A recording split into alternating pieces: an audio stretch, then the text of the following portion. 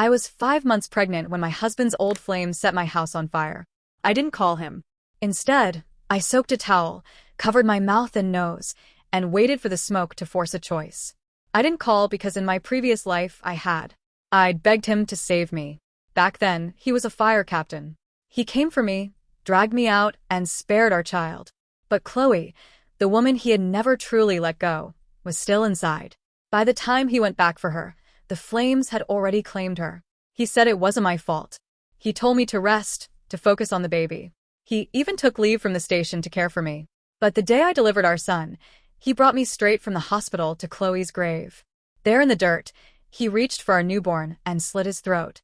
His face was speckled with our child's blood as he whispered, almost shaking, "Do you know how it feels to burn, Alara?" Chloe did. "And you will too." He doused us in gasoline and lit the match.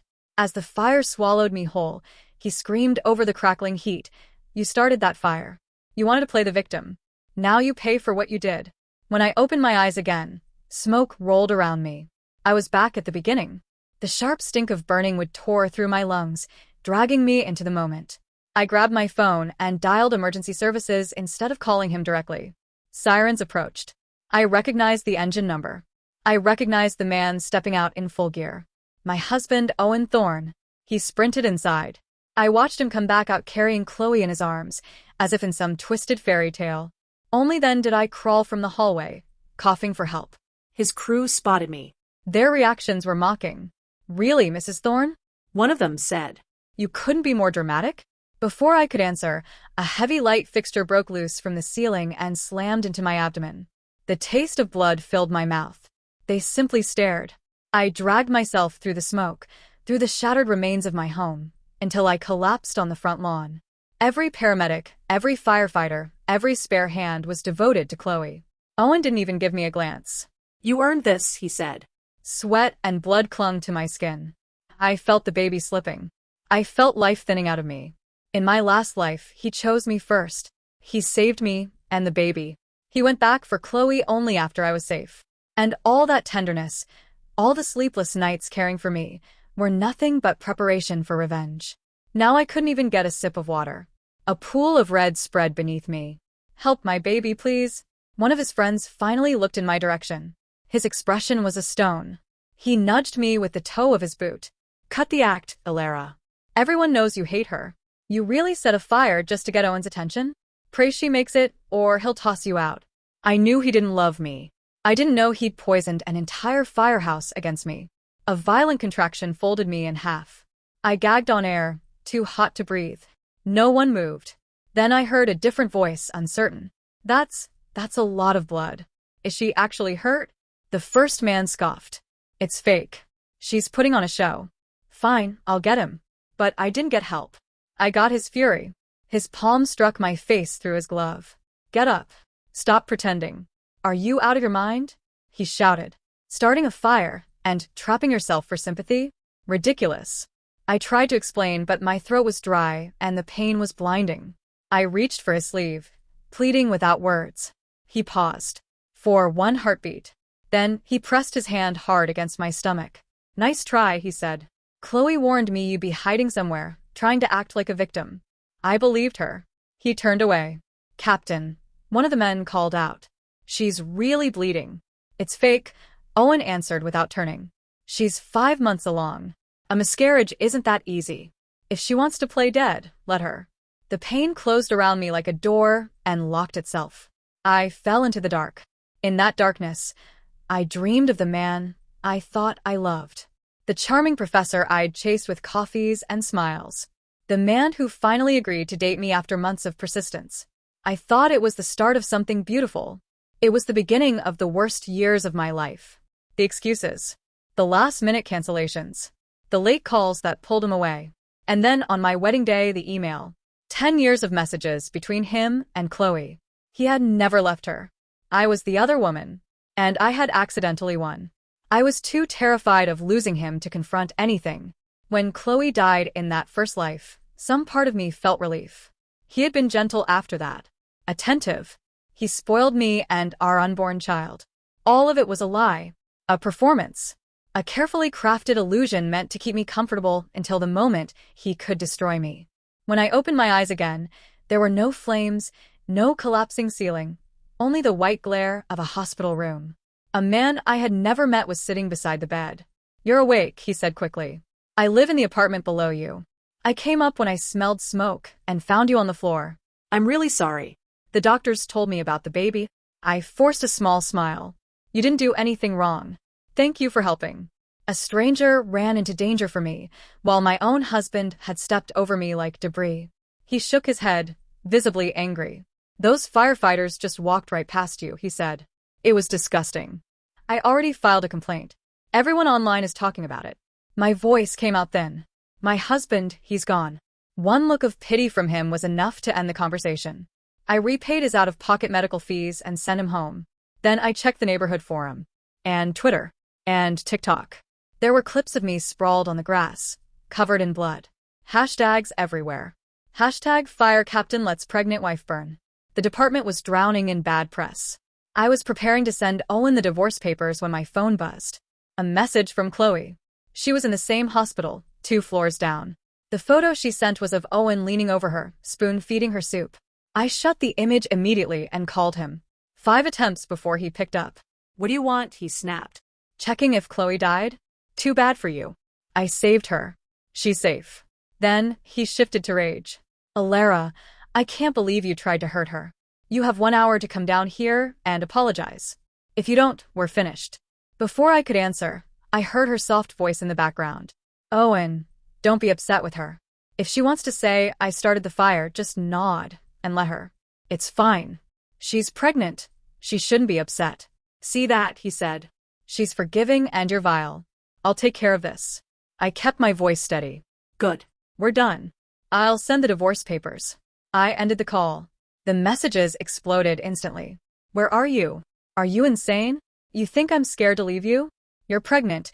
You'll beg me to sign the birth certificate. Get all that crap off the internet, Alara. Don't make me expose you." Blocked. As I lay there, I overheard the nurses whispering. "Did you see the guy in 305? He's gorgeous. And he's so devoted to his girlfriend. I heard he's cooking for her in the hospital kitchen." I kept my eyes on the drip bag above me. That evening, the doctor came in with a heavy expression. "The smoke damage and the impact to your abdomen caused scarring," she said. "You won't be able to carry another pregnancy." I waited for grief. Instead, I felt free. The backlash got so loud that the fire commissioner held a press conference. He threw me aside like trash. "This incident stemmed from a tragic domestic conflict," he read. "The suspect, Mrs. Alara Thorne, acted from jealousy." As if rehearsed, Owen's personal account posted a photo of our marriage certificate as supporting proof. People instantly took their side. My name was plastered across every platform. Hashtag arsonist wife. Hashtag Alara the psycho. My inbox filled with threats. The hospital staff suddenly treated me like someone dangerous. I said nothing. I waited. On the morning I was discharged, I texted Owen from a new number. "Tomorrow, 9 in the morning. Courthouse. Show up." He called within seconds. "Finally," he said with a mocking laugh. "Crawled out of hiding? I warned you. You didn't listen. You want a divorce, fine. But the baby stays with me. You're unstable and unfit." I ended the call. Then I opened the home security app and downloaded the recording from 2 days before the fire. The footage clearly showed Chloe walking into my living room with a gasoline can in her hand. At the courthouse, I expected Owen waiting with anger simmering beneath his uniform. Instead, Chloe stood by the entrance, arms folded and smiling like she owned the world. "I told you," she said, letting her gaze sweep over me. "You'll never beat me. He has always belonged to me." Her eyes dropped to my stomach, flat under my blouse. "Oh no, baby? What a pattern.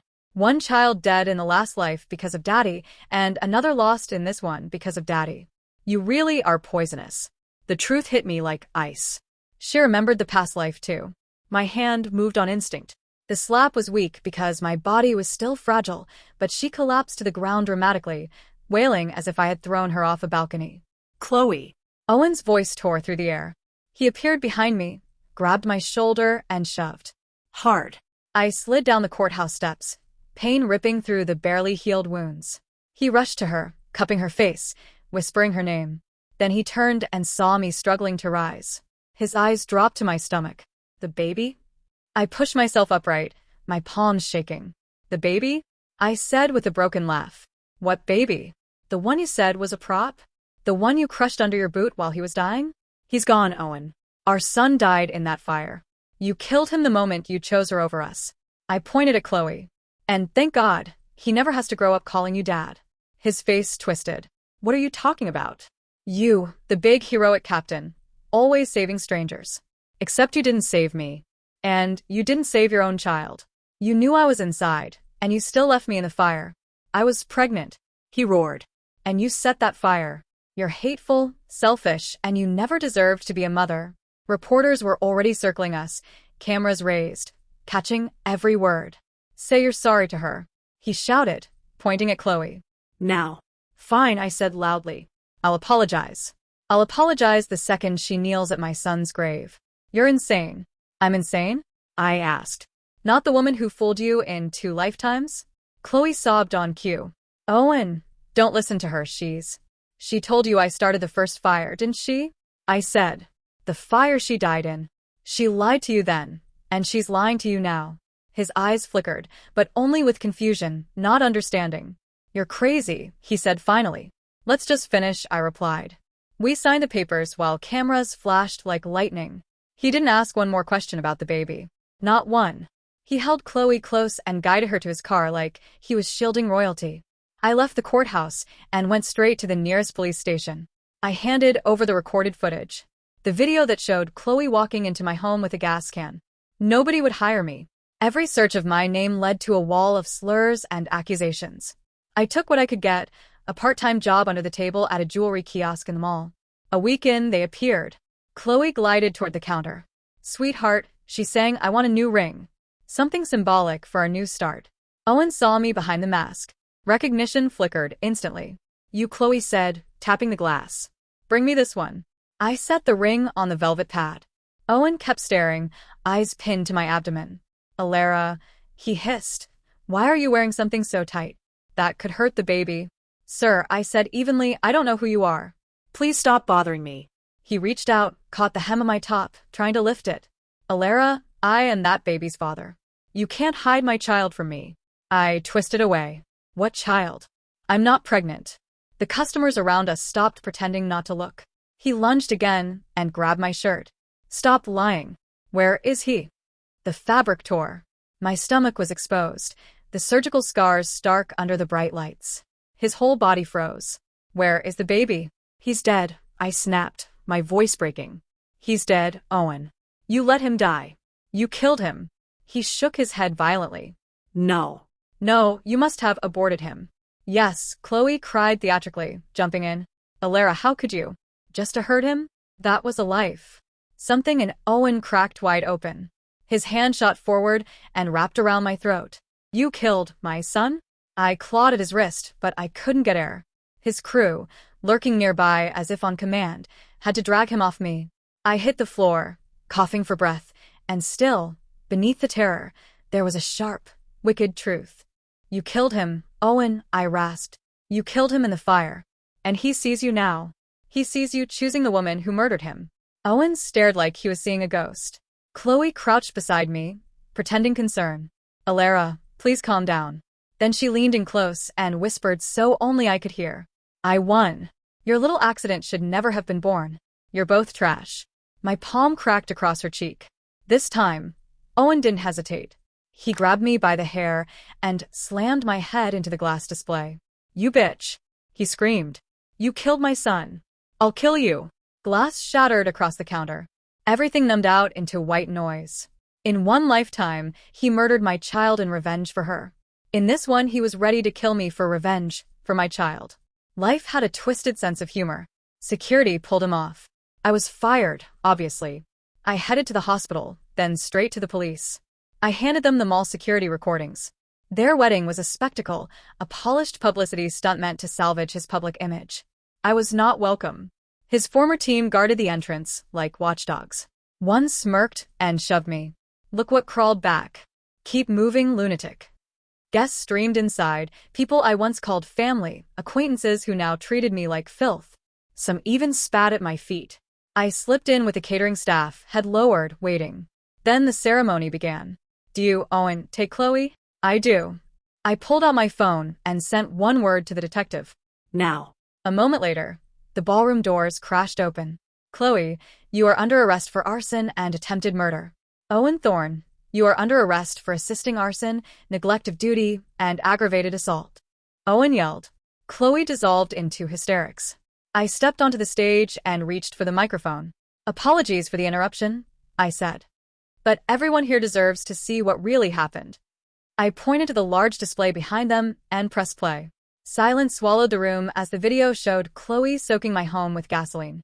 At the station, they showed Owen the footage again. His hands trembled. So the first fire. He whispered through the glass. That was her too. Something in him cracked. The truth finally reached him. Chloe wailed from her chair. Owen, I did it for us. She was in the way. Please forgive me. He did not respond.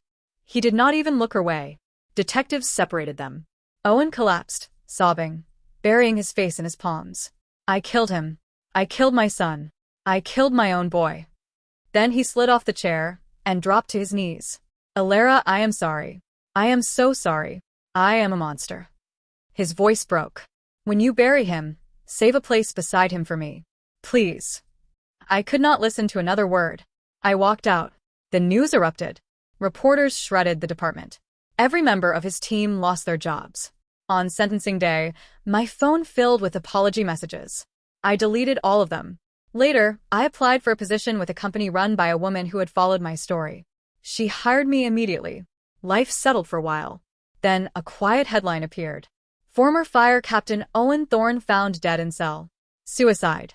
A few days later, another small report. Female inmate in critical condition after prison assault. It was Chloe. Other inmates do not take kindly to someone who tries to burn a pregnant woman alive. I tapped the like button. Justice always comes, whether in this lifetime or the next.